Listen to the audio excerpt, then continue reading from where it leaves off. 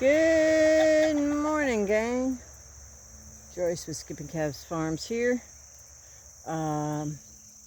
Doing a little bit of finishing off work for my morning chores with the chickens. Mama and baby have been in that He-Man cave for a couple weeks. And I've got it propped up on the edge of a bee box so that mom and baby can sneak out, and hopefully the other birds won't go in and eat all her food. But I don't have any scratch really out in her bowl, so they're not too likely to do that. I fed them this morning. What I usually like to do is I will put their pellets down and then come back a little bit later and add some water to it. And it kind of makes like a mash. I think it ferments a little bit during the day as it stays wet, which will make the nutrients a little more bioavailable. And it kind of swells up so the food goes a little bit further. I found this in my refrigerator. It was actually those beans were in that white container. That's why it's that shape. And they had fermented, or excuse me, they had sprouted, and I put them in the refrigerator and forgot about them. So they got all nasty and mildewy, and it's just the perfect chicken feed once they figure out that they can eat it. They haven't figured that out yet. Over here in the dog kennel, I've got one hen. She's been in there, I think it's been about a week, plus or minus a couple of days. She was getting chased around, and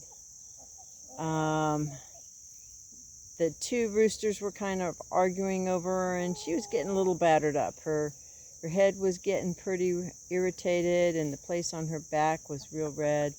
Did not want them to draw any blood, so I moved her into this dog kennel that a friend of mine graciously gave me, and I kind of straightened it out, unbent it, mostly unbent it. It was a little rough, but hey man, freebie is freebie, right?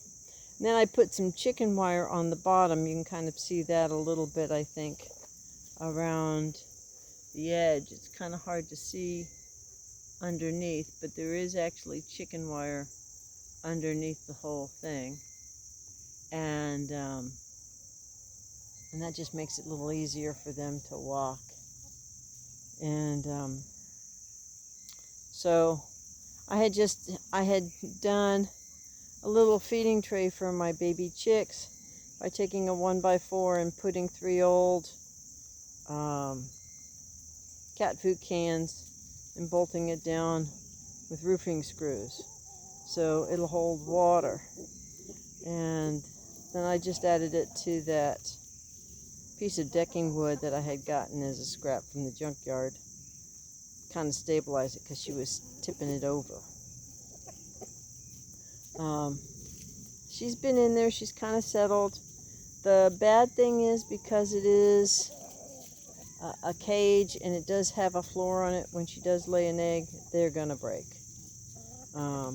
And so I've been missing an egg or so a day. But I also wanted to show you this. Yes, it's a bucket. Isn't that exciting? Well, actually years ago I had drilled that hole in that bucket and had tried to make a black soldier fly container out of it. I just added a bunch of manure to it yesterday, but if I close in there close, you can see there's little creepy crawlies. Ooh, that does not appeal to me. But you can see the ones that are on the inside of the bucket lid and around the seam. What you did not see is any on the top of the bucket.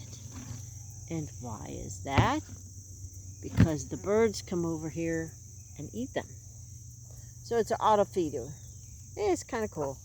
You can do that with black soldier fly larvae. These larvae are not from black soldier flies. They're from regular kind of housefly type flies. Protein for the birds either way. But I'm trying to keep things clean in the chicken tractor, and I did a video a while back showing where I had gotten rid of the old style. If you go on any of the old videos, you'll see I had a long horizontal. Originally I had a long horizontal roost, just a single one this way, and I had like a little poop tray, and the poop tray actually is what that bucket is sitting on, is a little piece of one of the poop trays, and it caught a lot of the poop from below the roost, and it sat flat, and actually black soldier flies would go in there and lay, and then the larvae would hatch and they would mature the manure in the tray. When I got more birds, I built this roost. It's the frame is 2x4s, and it's on a gate hinge, so I can lift it up off the ground and basically take it all the way up so I can get behind it real easy. And then I think I did a video showing how I wrapped that tarp around a frame of just some electrical conduit, some PVC, the grade PVC conduit, and it just was on two 45-degree corners, and the two ends of the PVC just fit just right up against the side of the chicken tractor, so it catches their poop. And then in the morning I come in and I just have this stainless steel tray that I got for free, and this little General Dollar squeegee, and I just squeegee it off of the tarp and put it in the bucket. And then the bugs do what bugs do, and then chickens do what chickens do. So there you have it. These are my two laying boxes. This is a roosting box that I added for a white mama before the chick was hatched, and it's actually made out of a bee super box and a lid that's turned upside down, so the lid has become a bottom. Reimagine, repurpose, reuse, recycle, right? I don't think there's anybody who's any greener than that. I mean, stop and think about it. When we were kids, now I'm an old fart, I'm in my 60s, I'm in my upper 60s. When we were kids, we drank water out of garden hose. Okay? Well, now, folks who claim to be green drink bottled water. Well, the bottled water comes from a municipal source that they then filter, that they then put in plastic bottles, that they then truck to the grocery store, that they then, you truck it home, and gosh, that versus drinking out of a garden hose, which has a bigger carbon footprint. Oh, you know, I'm just being difficult, right? Yeah, pretty much. Because what you think doesn't matter, how you think is key. And if it doesn't make sense, guess what? It doesn't make sense. I can call myself a Lincoln Town Car all day long. It does not make me one. But if I'm driving a car and I'm not planning my trips and I'm adding an extra 100 miles of driving a month just because I'm going back and forth to the grocery store or this, that, and the other thing, and I'm not consolidating those trips. How green is that? To say nothing of wasteful. Anyway, let me get off of that diatribe. Back off of that rabbit trail. So what I'm fixing to do now is I'm fixing to move the chicken tractor. Well, in order to move it, I have to put it up on the wheels. And basically, I've got this old beat up piece of 4x4. I had an old 2x4 that I made a little handle for. And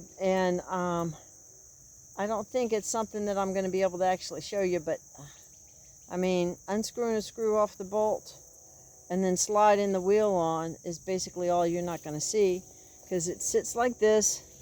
You take that screw and that outside washer off. You use the lever and you push down on the 2x4.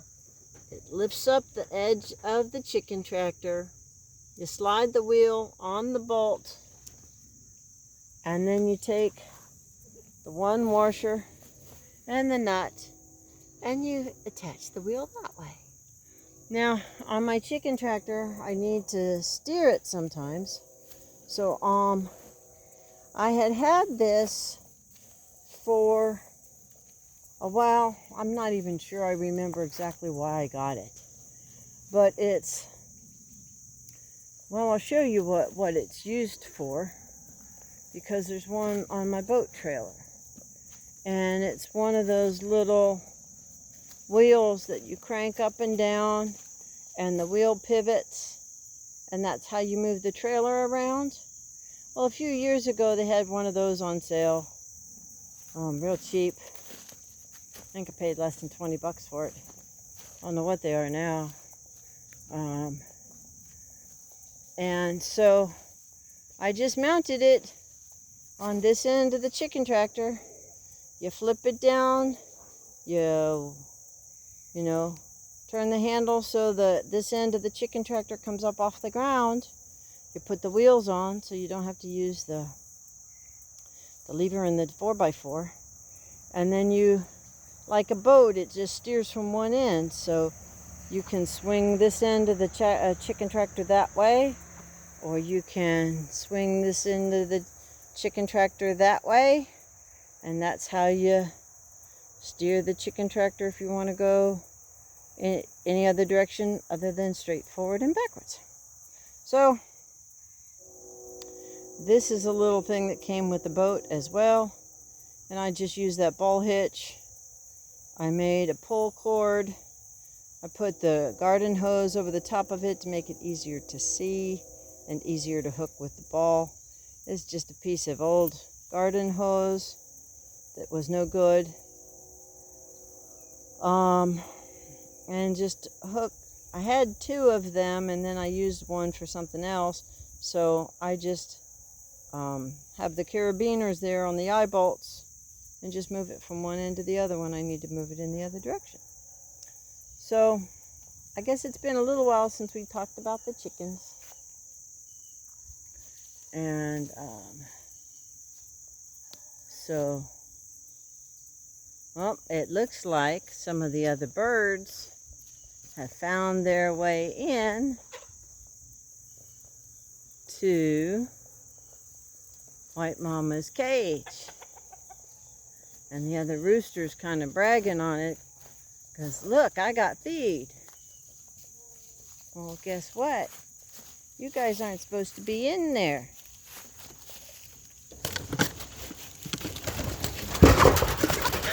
Now, you guys aren't supposed to be in there.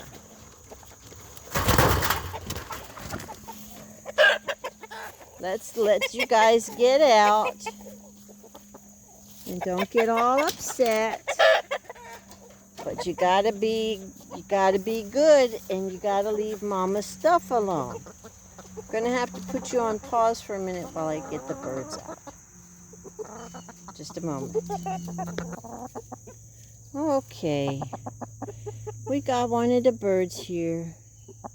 She's the star of the show. There we go. Yeah. She's not too happy about them getting in there and causing trouble. I really didn't mean to startle them so much. I forgot I only had one hand and I tried to catch it and I'm going, I can't, I got the camera in my hand. So anyway.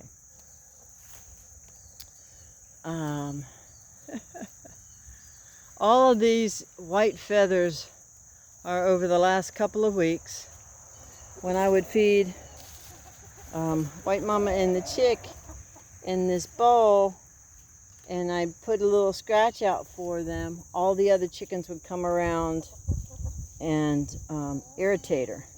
So she would go up against the chicken wire to protect the baby, and she lost some feathers. Most of that all happened within a couple of days, and then they all settled down. But if you look, I have all blackbirds. Why, would you ask? Well, I don't know if I can show you this.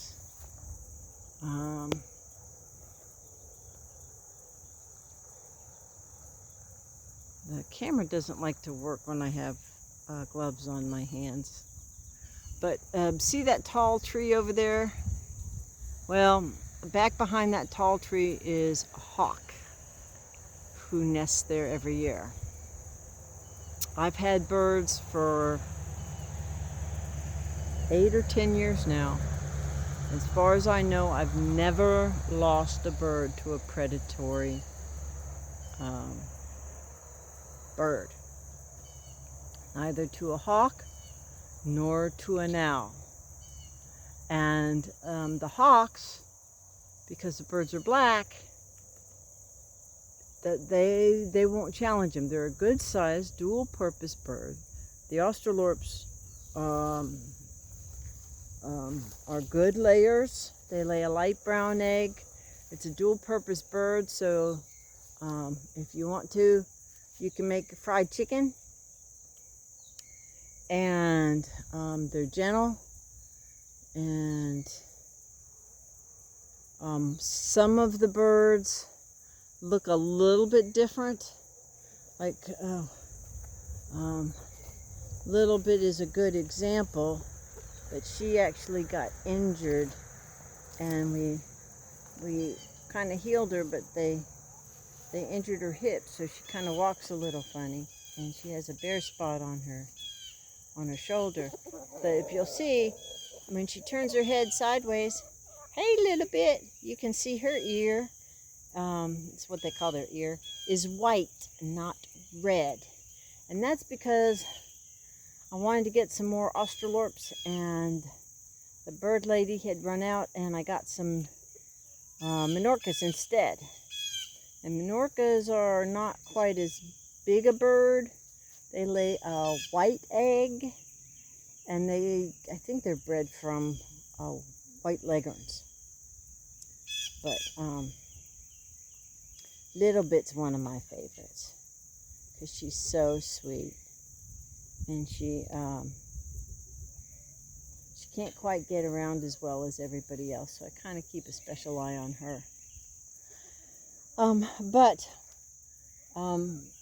The reason I don't have any problems with owls is compliments of my cousin Terry, who manages a veterinary practice out of state. And she said, well, an owl is going to attack a bird from the air. So what you want to do is you want to make sure they don't come into the chicken tractor. And so you can see I've got a little wedge of wood right there. And I have one of my favorite tools hanging from the latch, one of my bungee loops. So I just connect that bungee loop like that. And so during the day, the chickens can all come and go happy as you please. It's a little bit of a challenge for Little Bit, but she does just fine. And an owl's not going to come down early in the morning or late in the afternoon.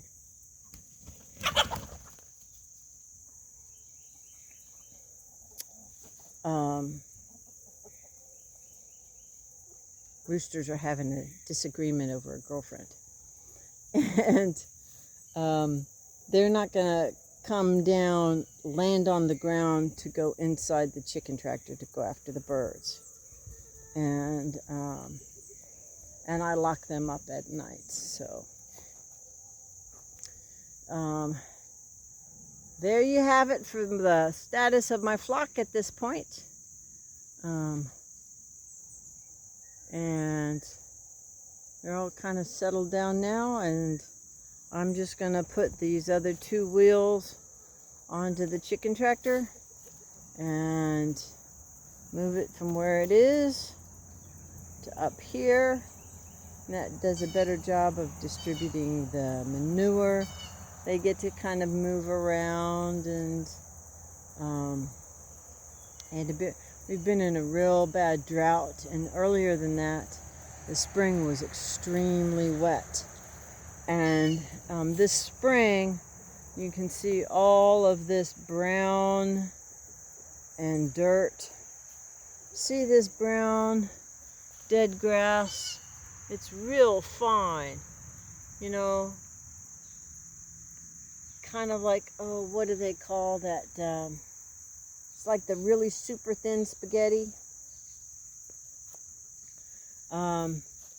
And what it is that this used to be all crabgrass.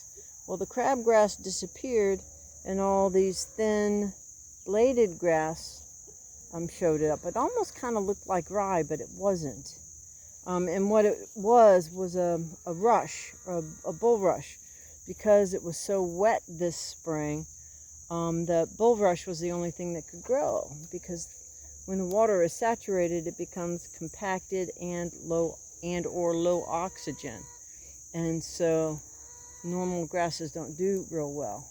And you can see back there, there's some of the crabgrass, but here under the tree, it was real pretty and green. It was real lush. Here's a little bit of what was left of it, what is left of it. But all of that's gone. I'm going to be doing some drenching with some amendments to try and improve the soil. I'm going to be doing some foliar spraying, and I may do a little bit of cover cropping. It all depends on the cost, and whether I can get it done in a timely manner. So that's my early morning today on the property. The sheep are grazing back next door, and the birds are doing the silly things that birds do. And with that, gang, I will wish you blessings for the day, and whatever you do, just keep chasing the dream.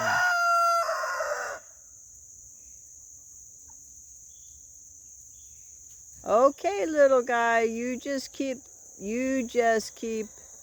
hollering, and maybe somebody will pay attention to you.